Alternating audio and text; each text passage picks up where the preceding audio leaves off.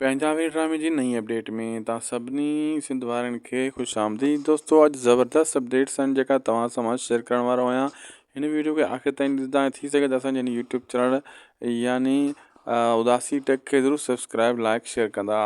दरअसल दोस्तों पंहिंजा वेरी ज़बरदस्त मोड ते अची चुको आहे। उन सां गॾोगॾु तव्हांखे जेको मां कल्ह ई ख़ुशख़बरी ॿुधाई त रियासत सोप सीरियल बि हलण वारो आहे। उनजा टीज़र पुरमो अची चुका आहिनि।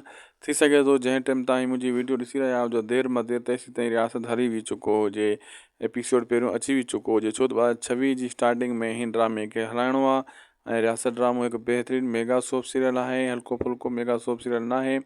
इहो पंजाबी ड्रामे जे मुक़ाबले जो ड्रामो आहे। ऐं ॿी ड्रामा जॾहिं हाणे हलंदा तव्हां ॾिसजो दोस्तों, ॿिन्ही में तव्हांखे ज़बरदस्त व्यूअरशिप मिलंदी। ऐं हर को इंतज़ारु आहे आज़म बेंगाल जे ड्रामे जो। आज़म बेंगाल जो ड्रामो जेको रियासत ड्रामो अची रहियो आहे KTN एंटरटेनमेंट वारनि जो उहो प्रोजेक्ट आहे। ज़बरदस्त बहितरीनु उन में बि कहाणी एक्शन सां भरपूर आहे। ऐं उन में तव्हांखे कॉमेडी बि सीन ॾिसण वटां मिलंदा, ज़ुल्म ज़ालिम जा सीन ॾिसण वटां मिलंदा। वीडियो पोइ पंहिंजी पुॼाणी ते असांखे ॾींदा इजाज़त। दोस्तों कंहिं ॿिए वीडियो में तव्हां सां मिलंदासीं। महिरबानी करे उदासी टेक यूट्यूब चैनल खे ज़रूरु सब्सक्राइब लाइक शेयर करे छॾींदा। हीउ अव्हांजो ई पंहिंजो पुराणो चैनल आहे।